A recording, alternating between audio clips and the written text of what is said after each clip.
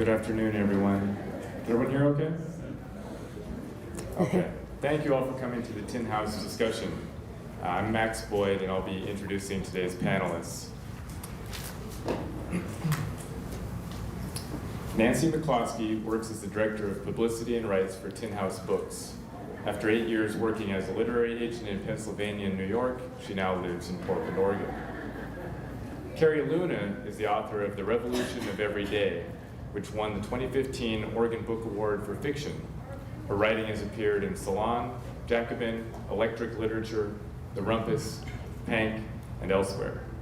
She also lives in Portland, Oregon.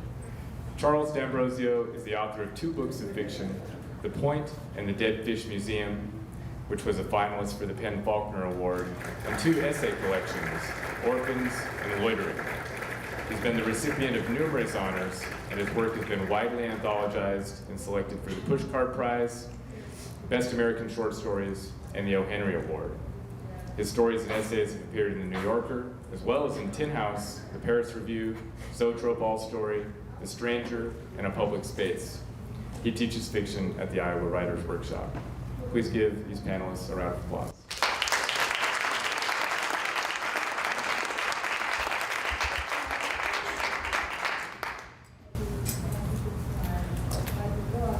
Can you hear me in the back if I skip the mic? Okay. We're going to start with readings. So I'm going to be reading from The Revolution of Every Day. It is set in New York's Lower East Side in the mid-90s in a community of squat buildings. And it's told from the point of view of 5 different squatters. I'll be reading from 2 of those characters today. This first scene is we're with a character named Amelia. She's 23. When she was 15, she ran away from her home in upstate New York, and a year later was taken in by an older man named Garrett, who is one of the founders of the Squat 13 House. The only thing you need to know before this is, in the scene immediately preceding this one, she's just found out that she's unexpectedly pregnant.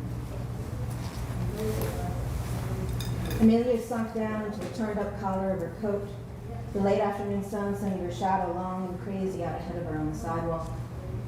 Their cells dividing, a body unfolding inside her.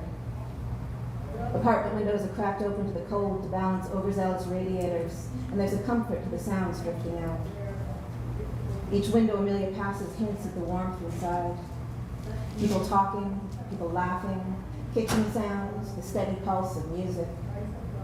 Now salsa, now reggae, now opera, now rock. Voices in English, in Spanish, in Korean, in junky gibberish. And she's a part of it, at least as long as the sounds of all those lives wash over her. A cabbie tunes into 1010 winds, his cab parked at the curb, door hanging open and his left foot propped on the sidewalk, a makeshift ottoman. He's got bodega coffee, a sandwich wrapped in cling wrap. He nods to Amelia as she passes. Can he tell? Is it in her face now? How can such a huge secret not show around the edges? Crossing Avenue A and halfway down the block toward B. The bike shop security gate is down, the lights out, the compressor in the basement quiet.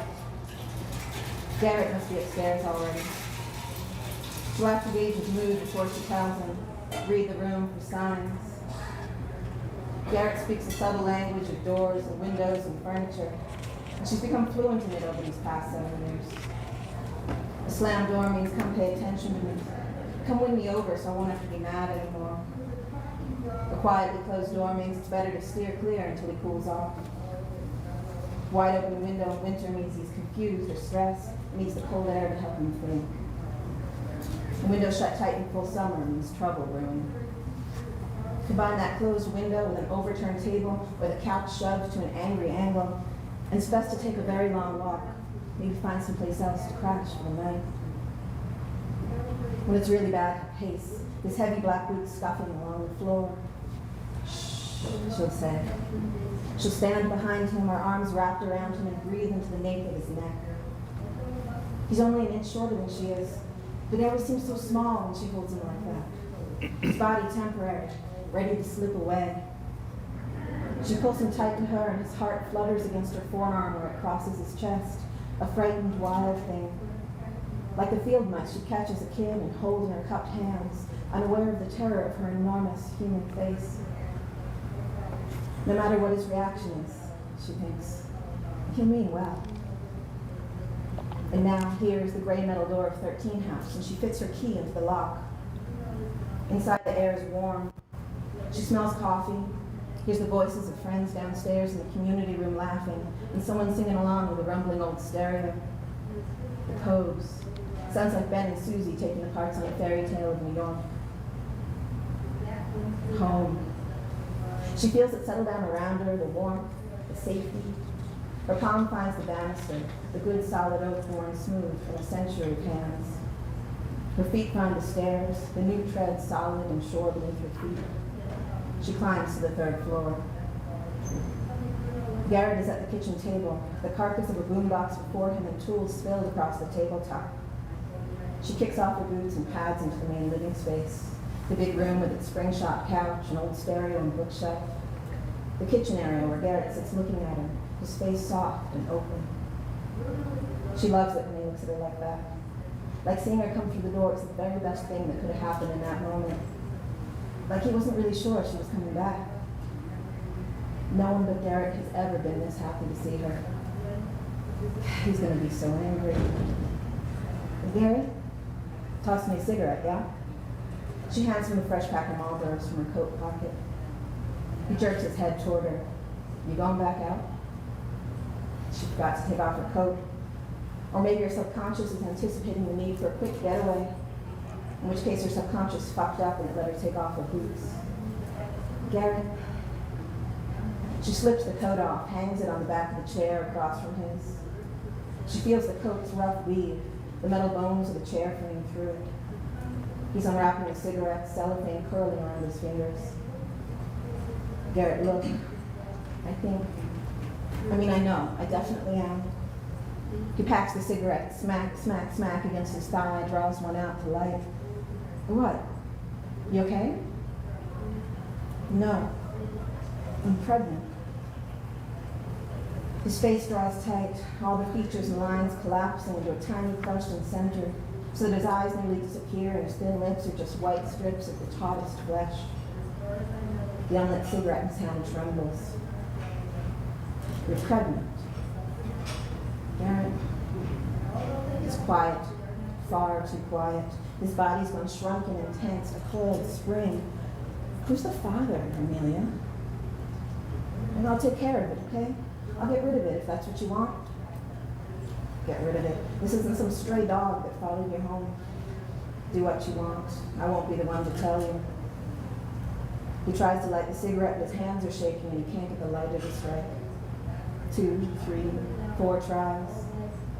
Finally, it catches on the 5th and he inhales deep, like the cigarette's a respirator, like he's drowning.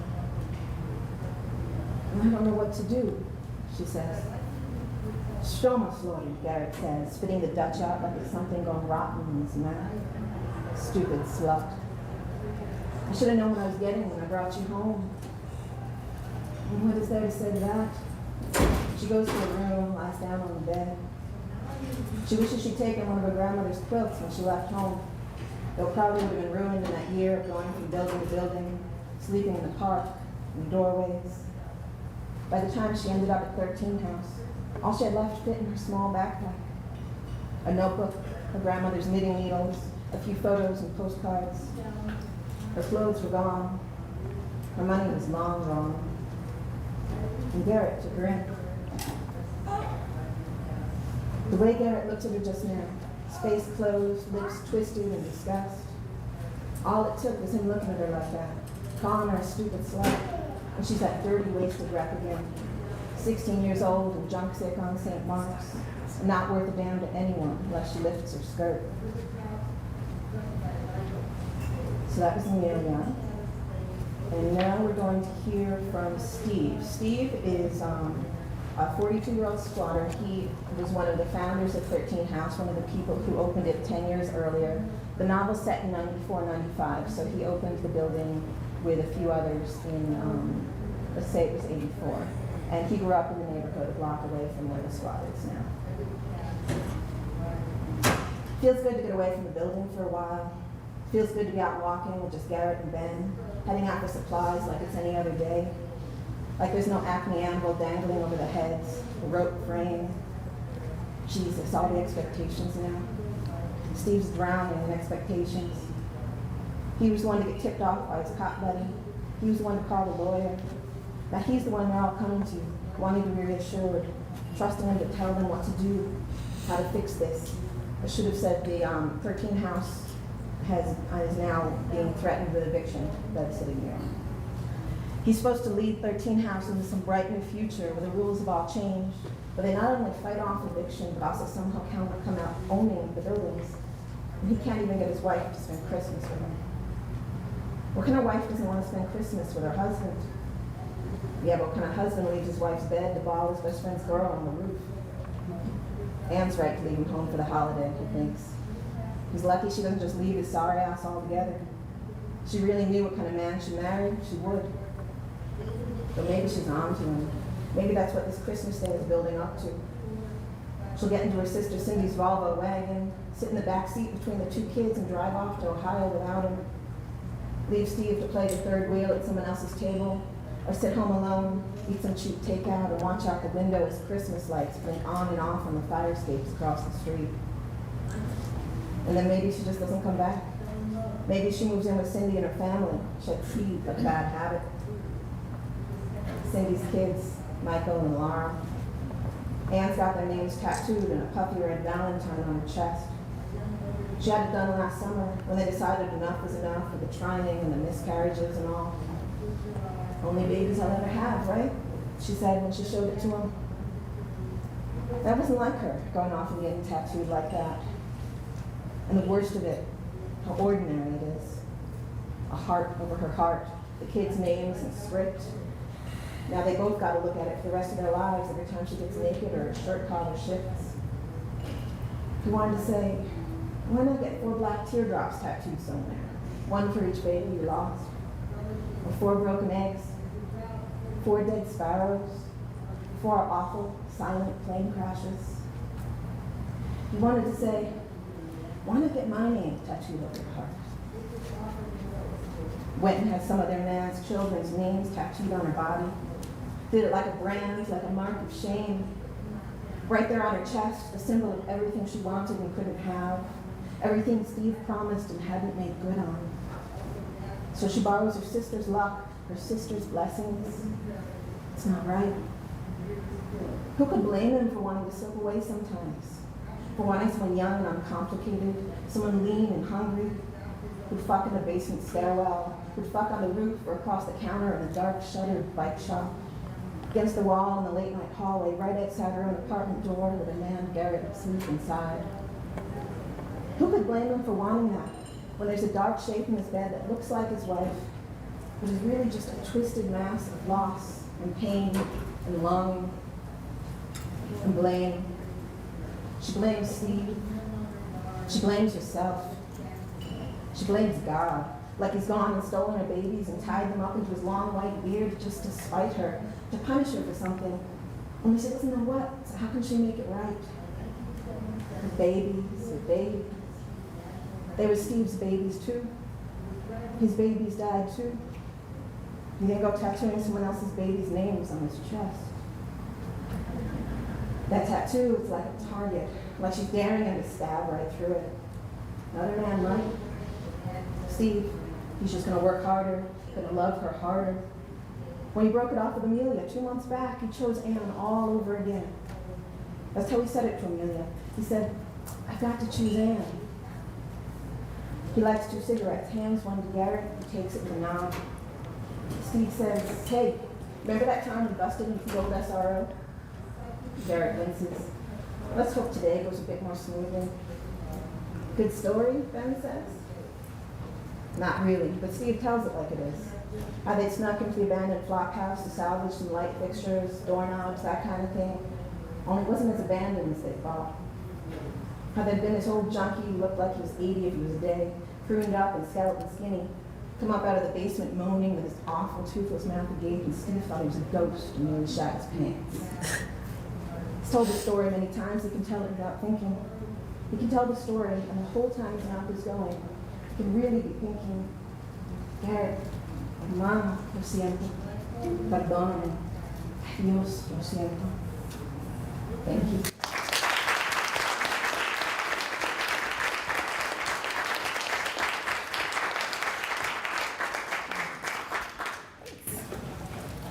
Is the microphone live or not? Oh, yeah. Yes? The noise over here is, Oh, I'm sorry. that noise. Yeah? Am I coming through there? Yeah. Yeah? Okay, cool. Good. Well, I'm glad I could accommodate the noise issue. And also, I just, whenever I give readings, I think, oh, God, do I have to stand up? Everyone else gets to sit down. I think, well, why don't I get to sit down, It's more comfortable for me to just sit here, so. I'm wearing a new dress. Yeah, I'm wearing a very old pair of jeans and an old T-shirt, so there's no I made reason this. for me to stand up. I'm just going to read maybe, it's a collection of essays, Loitering, that Tin House published, and I'm just going to read a couple, maybe just a little sample here, and then we'll get into our conversation. And I'll start with it's the preface, and it's called By Way of a Preface. I felt like, because, I felt like I had to somehow introduce everything, and I was asked to kind of write an introduction, but how do you introduce yourself? It's just such a, it just creates all these problems. First of all, like, what am I going to say? Well, these are good, It's like, you don't brag about yourself. That's one of the first, don't toot your own horn is one of the first lessons I learned in life, So I decided to kind of write an essay about the essay, or my understanding of it. And nothing here is earth-shattering, so this isn't going to be news, but this is, I'll just read a little sample of that. There's an old bus stop in Seattle that's maybe the loneliest place in the world for me, and it was there, reading in the vague light, that I first discovered the essay. Even now when I drive by, I still check that stop, looking for one of my brothers or sisters, although the stop itself has been moved to a better location, and the family I might give a lift to is gone. By the standards of the day, it was an excellent place to wait for the bus, really the stoop of an apartment, with a marble stairway that was cold but covered, offering shelter from the wind and the rain, and a lighted entry that was just bright enough to read by.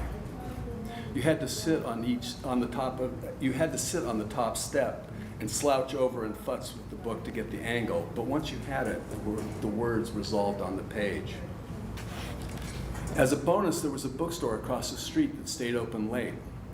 It was one of those places that made up for lack of inventory with sensibility, a bookstore you could trust, and the first that I knew of to hand out free bookmarks, which I thought at the time was infinitely clever. A little louder? I think that's I didn't turn it off. It's a fine. little closer. Is there a volume control somewhere? Is that what this is? I wonder. Or maybe just moving closer to it is like the volume control? Okay. How's this? Better? Oh, okay. That's how it works. Let's see. Okay, the bookmarks. I had just figured out, rather naively, that I could buy my own books, and then almost instantly I became a prig about their condition. So much so that I wouldn't lend them to anyone, or at least not without a solemn lecture about their proper handling. No breaking the spines, no dog-earing the pages, no greasy thumbprints. You had to do that. I had a big family, we were always just like taking each other's stuff, so you had to have rules, At home, I had my own somewhat wobbly arrangement of brick and board shelves, 2 and then 3 tiers of ugly pressboard, painted brown and laddered up against the wall, my first piece of furniture. In private, I thought of those shelves with enormous pride, as something I was building, book by book and brick by brick. And I often looked at them, vaguely satisfied, like a worker inspecting the progress of a job. I wanted the shelves to rise up and reach the ceiling, and for that to happen, all I had to do, I realized, was read. My sense of the essay as a genre isn't something I can separate from my experience of those early encounters. I bought my first collection from that little bookstore on their recommendation and fell in love with the writer M.F.K. Fisher, whose works on gastronomy couldn't have been more foreign to me, growing up, as I did, in a big family, where we boiled everything in vats, drank powdered milk, and my father, fielding a complaint about food, would clench the fist of his free hand and stab his fork at the offending item on his plate and say, "Eat it, your stomach doesn't care." Well into adulthood, I was too shy to pepper food at a restaurant, afraid that I would somehow be insulting the cook. Anyway, it was at family meals that we learned indifference to our bodies, but it was in prose, particularly the kind I found in the personal essay, that a relationship to that body began to be restored, at least for me. One of my earliest ideas about writing was that the rhythms of prose came from the body, and although I still believe that, I still don't know what I mean by it. I would discover eventually that some of Fisher's love of food was a celebratory rebellion against a similar tyranny at home, a rejection of the doling rules and sumptuary restrictions of the dinner table set by her grandmother. Prose moved so mysteriously that I believe I heard this unstated fact in the rhythm of her sentences long before her biography confirmed it. It came to me sotto voce, whispered on a lower frequency, a secret shared between intimates. And so, while the superficial subject of Fisher's essays may have drawn me in, offering a fantasy world in which foie gras and Dom Perignon mattered, soon enough, it was language itself, and more specifically, the right she assumed to be exact about her life that won me completely. More than the wonders of Provence or advice on how to serve peacock tongues on toast, it was her prose that taught me how to pay attention. And it was the essay as a form that was the container, the thing that caught and held the words like holy water, offering the gift of awareness, the simple courtesy of acknowledgement, even to a life as ordinary as mine. Other essayists followed, and I read them in great passion at Jags, all of Joan Didion and George Orwell, all of Susan Sontag and Samuel Johnson, all of Edward Abbey and Hunter Thompson and James Baldwin, living for weeks at a time within the sentences of a single writer, excluding other authors, other kinds of reading. I read poems and novels promiscuously, but essays were my fast friends. Something in the nature of the personal essay must have instructed me and informed this pattern. And I must have needed that sort of close attachment, that guidance, the voice holding steady in the face of doubt, the flawed man revealing his flaws, the outspoken woman simply saying, the brother and the sister. For essays were never a father to me, nor a mother. Essays were the work of equals, confiding, uncertain, solitary, free. Even the best of them had an unfinished feel, a tentative note that made them approachable. A good essay seemed to question itself in a way that a novel or short story did not. Or perhaps it was simply that the personal essay left its questions on the page, there for everyone to see. It was a forum for self-doubt, for an attempt whose outcome wasn't assured. That one mind would speak so candidly to another mind held a special appeal to me at a time when I didn't even know I had such a thing. Late at night, sitting on a cold stoop, waiting for the bus, the free and easy conversations I fell into via the essay seemed to suit my station in life perfectly. For a glimpse inside the essence of the essay as I felt it then, as I understand it now, I'd like to misuse this passage from Patricia Hampl. This is quoting Patricia Hampl. On the first page of the Confessions, Augustine poses a problem that has a familiar modern ring. This is quoting Augustine. It would seem clear that no one can call upon thee without knowing thee. There is, in other words, the problem of God's notorious absence. Augustine takes the next step west. He seeks his faith with his doubt. And this is Augustine again. May it be that a man must implore thee before he can know thee? The assumption, this is Hampl again, the assumption here is that faith is not to be confused with certainty. The only thing people can really account on is longing and the occult directives of desire. So Augustine wonders, does that mean prayer must come before faith? Illogical as it is, perhaps not knowing is the first condition of prayer rather than its negation. Can that be? I'm done with Hampl. Seeking faith with doubt, that's definition enough for me. Or strike faith if you must and leave it at seeking with doubt and longing and not knowing and the occult directives of desire. and taking the next step west. And then it goes on from there. Should I stop there? Okay, one last little bit. Just because I've decided to do this at every reading. Sorry.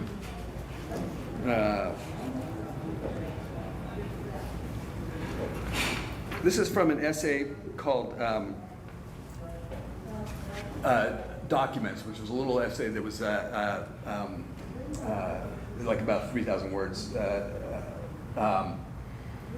And I'm going to read just a section. There's a little bit of me, but it's really introducing a letter that my brother wrote. And I have a brother who's schizophrenic, who's mentally ill. And one of the things about just having a kind of mentally ill sibling is that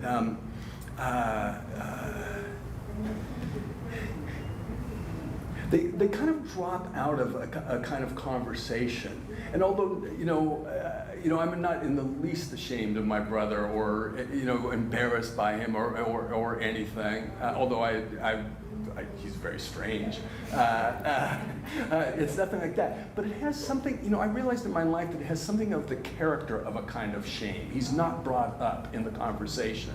And some of it's just, it's not personal shame, but it's simply cultural. He doesn't have any of the markers that we use to kind of organize who we are and communicate that to other people. So he's never going to go, I just bought a new car, or I got a promotion at work, all those kinds of things that kind of like, I just went on this fabulous vacation, let me tell you about it. He's got none of those things.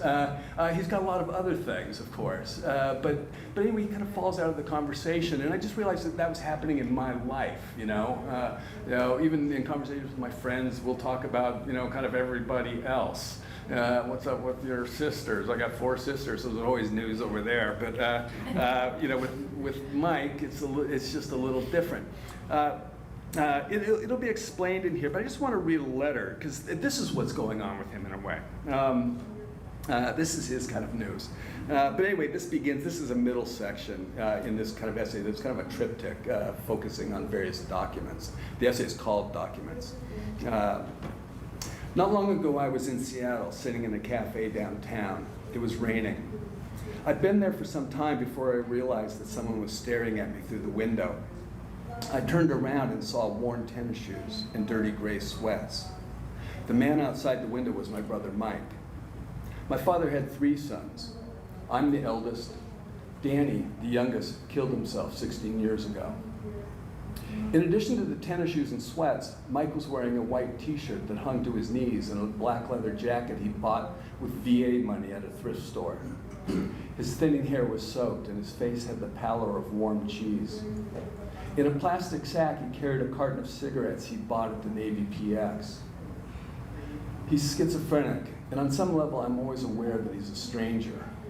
But I went outside and we talked, and in talking, we were brothers again. He didn't look good. He was shivering. He was several miles from his halfway house. But when I offered to give him a ride, he said that he preferred to walk. He started up the hill, limping a little from a pelvic injury he received years ago when he tried to kill himself by jumping off the Aurora Bridge in Seattle. Very soon, he was gone. Only a few years earlier, Mike had been doing much better, and he wrote letters regularly, often 2, 3 a month. Here is one. And he did. He would write like 2 or 3 letters a month. I come from a big family. There were 9 of us. Mike would write these letters and on a, like a single sheet of paper. And he'd just go, dear, and then he'd leave the rest of the salutation blank and just write the letter. And then he would go to like the 7-Eleven or whatever and photocopy, and then he'd fill in all our names, dear Char, dear Peg, dear Calf, dear Mom, it was always a great day when you got the original one where you actually wrote it down. And they came and they were all like this. So this is characteristic, dear Char, Mike here, who is there? I'm fine as a blade of grass. How are you? As I was leaving church the other day, there was an opportunity to be part of a poor person's Kris Kringle. I decided to buy an AIDS patient some high-quality gloves. The situation reminded me of Danny. I don't know why. The gift will be given to him, although I believe I will never actually see the recipient. I will give him a card that says, "To a friend I don't know."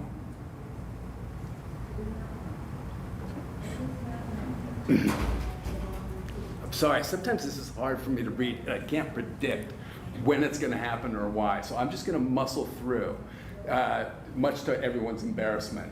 Okay. Including, no, actually, I'm kind of a nerd to kind of like cracking up in front of people, but I'm just going to keep going, but there may be some pauses. I'm sorry. I don't think of Danny a lot. I don't feel pain about his death a lot either. Jesus has stepped into his boots and has replaced him. It caused me to heal and be born again. It is really quite beautiful.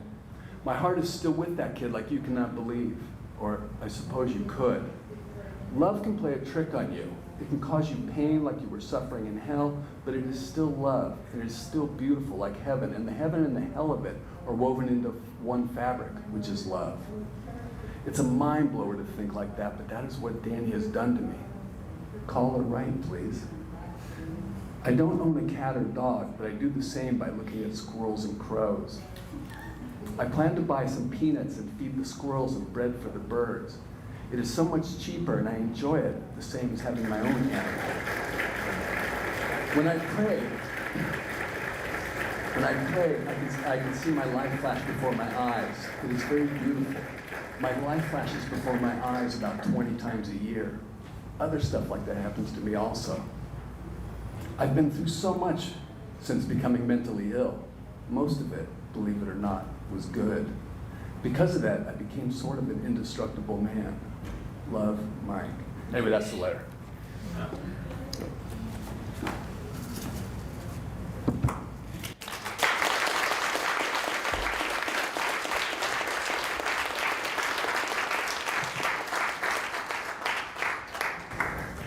Hi, I'm Nancy McCluskey from Tin House. I don't know what to say. Should I introduce what Tin House is to everybody? Okay, so we started as a literary journal in 1999, and it's a quarterly, and it was our publisher's idea that literary journals were kind of for academics. They weren't for regular people. And so he had this idea that he wanted to make a journal that was like half glossy magazine, half literary journal, like the Paris Review, but kind of easier to pick up in a store. And I think he totally accomplished that. I think it's so beautiful. So from there, we started a book division. We were partners with Bloomsbury for a few years, and then we went off on our own. We also have a writer's workshop that we do every year at Reed College, and we've branched out. Now we're doing workshops in Brooklyn. We have a winter workshop in Newport, Oregon.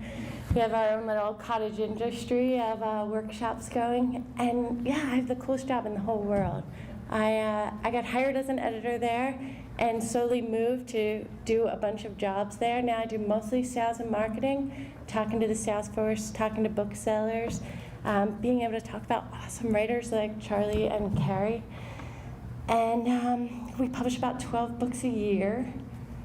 I feel like you guys are going to have questions that might center this conversation a little bit. So why don't I open it up to you guys? We are going to cut this a little bit short. It's 10 after 2 right now. Lainey Zumas couldn't come. Her child was sick, and I have to catch a plane at 2:30. So why don't we have some questions? Yeah. I mean, no, I have to leave to go to the airport. Yeah.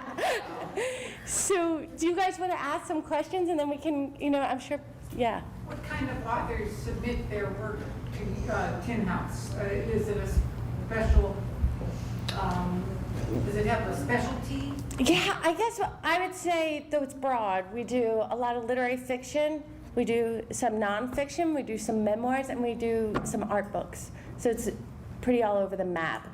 We have the great advantage of being able to publish what we love.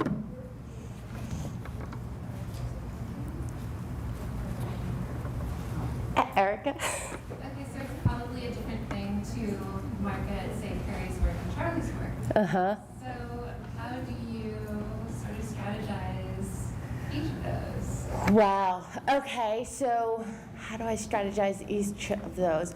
Well, fiction just feels very different from nonfiction. I think Charlie's name was pretty familiar to a lot of people from his short story collections, so it was just building on that. Carrie, I think we felt like we were really launching.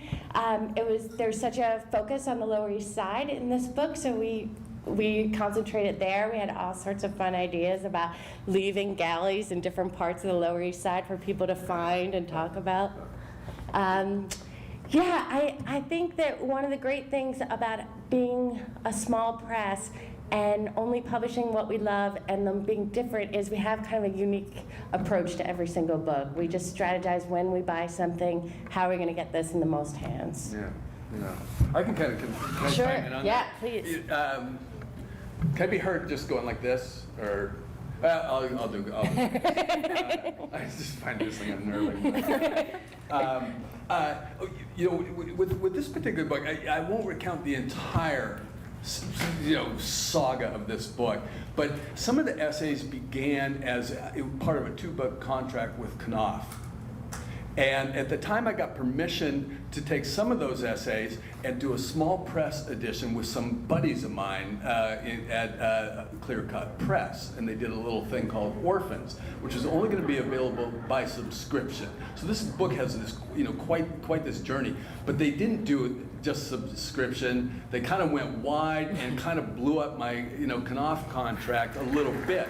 And so it just kind of languished, but I would have talks. One of the things about publishing with Tin House is it's not, I've done the conference, I've published in the magazine. People are my friends. I knew, kind of Rob Spillman before there was a Tin House from the Paris Review days. It was just kind of this kind of like family thing. So this book, in my essays and my other nonfiction that eventually collected in here was part of this kind of ongoing conversation. And then Tony Perez, just kind of pressed and said, you want to kind of reissue the original thing, and then it evolved through conversation into let's there's all this other work, and let's just collect it all. But before I could do that, I still felt like obligated to approach Knopf for various reasons and say, look, I basically I had to offer it to them first, and I told Tony that I just couldn't feel good about going forward, without trying to clear up this thing that was like a mess. And I was told at Knopf, and I have a great editor there, and I'm turning into a novel to her pretty soon. She said, I don't know I can't figure out what we would do with this. And but Tin House had all these ideas, and really, so things have kind of shook out in a great way. I feel like this wandering book found its proper home, if that makes sense. And it doesn't sound like too much. It doesn't sound like phooey, but I really believe that. And it was a difficult path, but a great one. Yeah. Okay. I agree. That's one of the really great things about Tin House. When I was, my first agent, who I worked with on my very bad autobiographical first novel that was never published, she passed on The Revolution of Every Day. She wasn't comfortable with the squatters. She wasn't comfortable with the themes. And I spent a year trying to find another agent and heard a lot of, why should we care about a bunch of squatters? And then Meg Story at Tin House didn't ask that question. She cared about a bunch of squatters. She wanted to read a story about people in a specific situation and their personal stories. And she was also interested in the political story in the background. And with Tin House only doing 12 titles a year, they have to fall in love with the books they choose. But then the entire team puts their full weight and enthusiasm behind it. And you feel this incredible support as a Tin House author that just everybody is truly excited about your book and doing everything they can to get it out to the world. And yeah, apparently there are a lot of people who want to read about a bunch of squatters. Yeah. Yes? I remember seeing the very first magazine when it came out, I was just amazed. I loved that first look. But since then, it's been incredible to watch Tin House's trajectory as sort of this octopus-like creature, you know. Actually, one of my favorite parts of Tin House is the PSU Alliance, and going to some of those early interviews where Charlie interviewed other authors like Anthony Doerr. Yeah. And I'm just kind of curious, from an organizational standpoint, how does the whole team interact with each other? Oh, it's so strange. First, I should explain what this is. PSU and Tin House have a partnership, so they do a writers in residence program where Tin House has a little apartment, and they put a writer up, and then they study them all semester. And Charlie can explain the problem. No, I don't want you Okay. to say, but there is actually the Tin House. There is a Tin House, and then next door to that is this little apartment, which is really kind of sweet, kind of a writer's retreat. Yeah. You look at it and you think, oh, that's where, just every writer wants to go in there, and then next door to that is where Nancy is, and the books division. Right. And stuff. So it's just it's. So we're growing, but Tin House Magazine and the workshop and the books are actually 3 separate companies. So it's sort of bizarrely set up, but we all work together. Obviously, we have meetings once a week together. We all read what gets submitted to the magazine. When we love a book that we're publishing, we pass it on to the magazine. But it's strange. But the exciting thing, I think, is everybody has a lot of room to grow. Like I was hired as an editor, and I've moved into doing sales and marketing. The areas that I love, there's been opportunities to explore that. And kind of the same thing, the workshop has just grown out of that. That we have this incredibly generous publisher who, when you're really passionate and can make a good argument for how we should go in a certain direction, he's on board. Yeah. Plus he throws us parties at He his mansion. does. Yeah. Question for Charlie. Yeah. Can you tell us about your novel? Oh. I don't really like to talk about it, but it takes place in it's actually based on a little squib that I read in the Montana Standard about 15 years ago.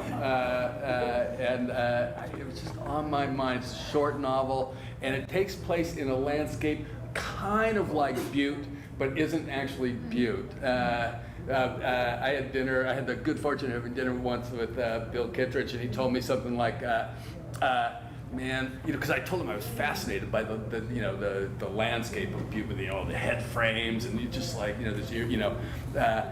he said, "Man, I know some people that went out to write about Butte, and I never heard from them again." And I took that, as I've been kicking around. So I've got this story, but I'm borrowing a landscape, in a fictional place. So that's that.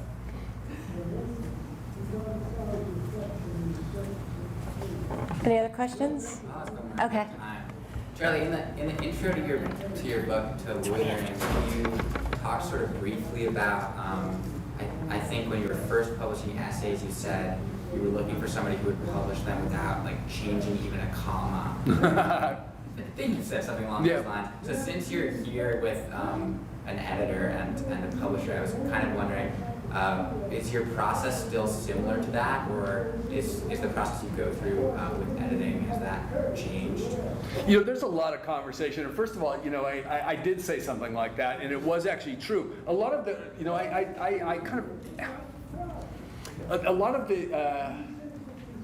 it's funny how things happen. I was given space at Seattle's alternative, The Stranger, and basically given 5,000 words to do whatever I wanted.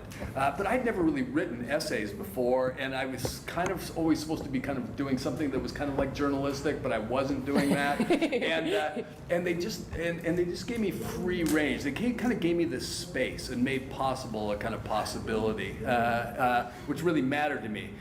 In lieu of in lieu of actually getting paid much, But I'm not anti-editor at all, and it's not like, there should have been some commas in some of these things.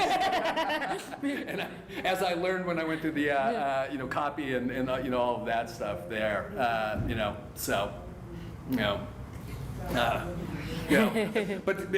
I wanted a certain kind of freedom at the time, and that was important to me over other considerations like clarity.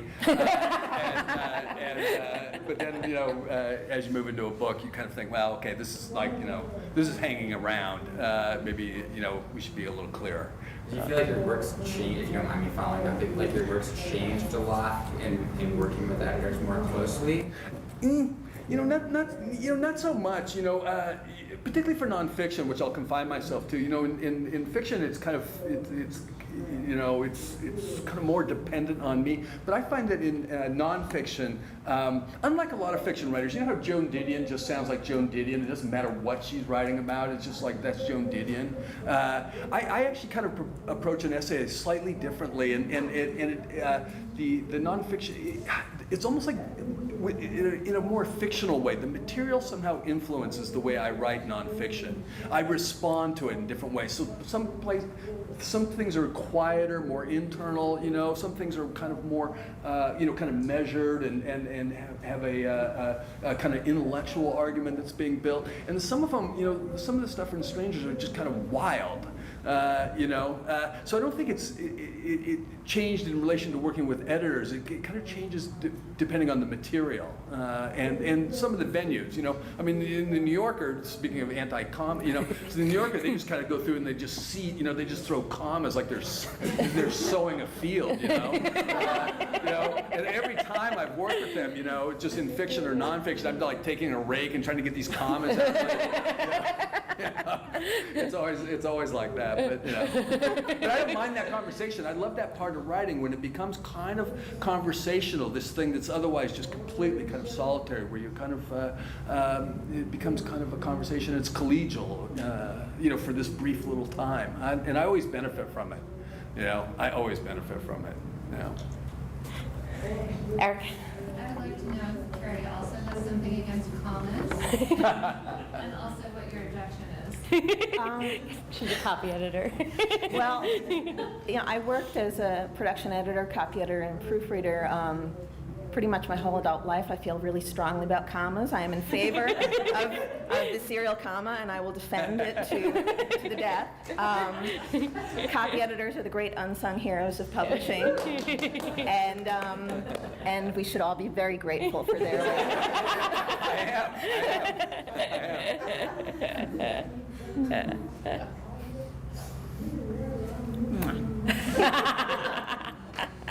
Is that the right answer? That sounded great. Yeah.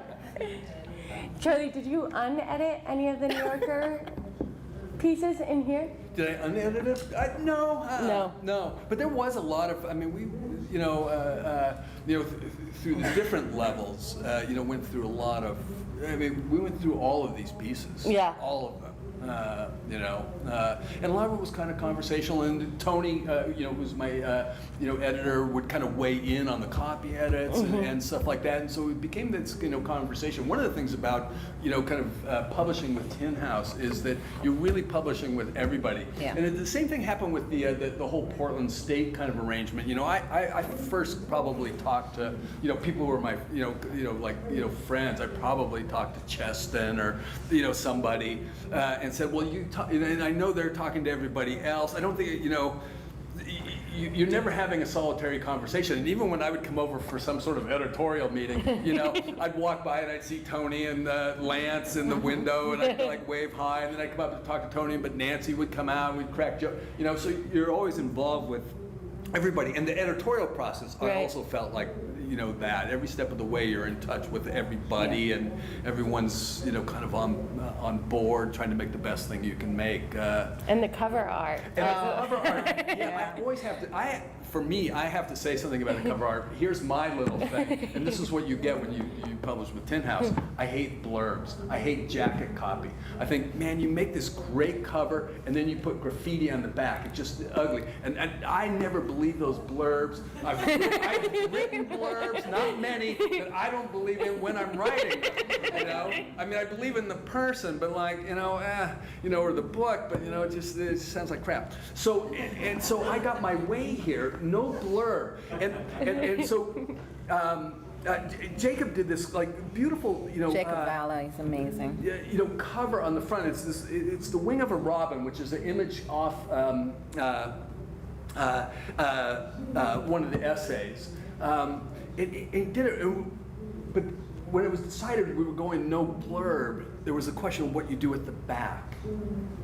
And then he sent me this thing, and it's just one feather, and it just killed me. Yeah.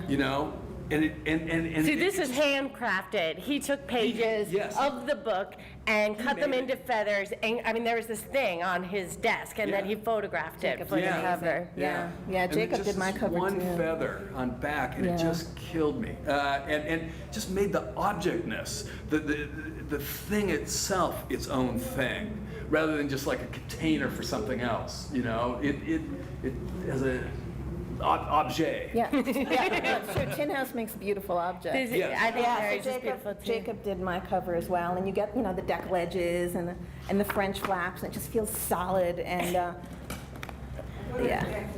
Deckle edges. You see, it's got the uneven edges, and I believe that's actually less expensive than cutting them straight. But, it's not. Anyway, you get a really lovely object when you publish with Tin House. It's another benefit to them doing so few books. They just put their attention into. I really love Tin House. Is that coming across? I'm sorry I have to do this, guys. I have to sweetie. scoot. We can stay and answer Okay. a few more questions. Safe travels. Nancy. Bye. Bye. Bye.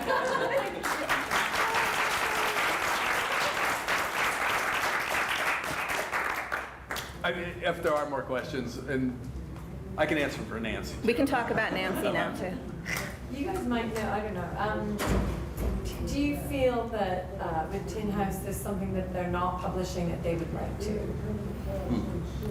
Nancy, I know. let me call her. I haven't gotten them. There was one. I know there was one art book by Peter Rock, the novelist Peter Rock, tied in with a project he's doing with photographers now, that they wanted very much to publish, but they couldn't make it pencil out. So I know. It just came out, right? Or they? I don't. He didn't find a publisher for the physical book, but there's the gallery show. The that's up gallery now. show, right. Yeah, Yeah. and he's doing that. That's his project for the Guggenheim Fellowship that he just got. And they weren't able to make it work as a book, and I know that was a big disappointment. But in terms of content, no, they're able to take huge risks. Yeah. I don't think they have the burden of commercial success that a lot of the larger houses have, and so they're able to just publish what they're really enthusiastic about. Yeah. If I'm not mistaken, that Peter Rock wrote that a lot of audio and video in it. Yeah, I mean it's Pete Yeah, being right. Pete being Right. Pete, and yeah, they couldn't make it work. Yeah. It would have been fantastic. So, Carrie, what are you working on next? Well, my next novel is out with my agent now. It is about online versus real life identity and sexual obsession. I spent a year on Twitter posing as an erotica author from Brooklyn, and I created a persona for her, and I interacted with people in character to do research for the book. So it was hard to come to terms with the fact that I had to include tweets in the text, but I did. And yeah, it's about identity, and there's a really strong erotica thread through it. So and now I've just started the next novel. Yes, 2 days ago I started it. It's set on a small family farm in North Plains, Oregon, and it's about the death of a father and mothers and sons, but I've only got 3,000 words, so I don't actually know anything about it yet.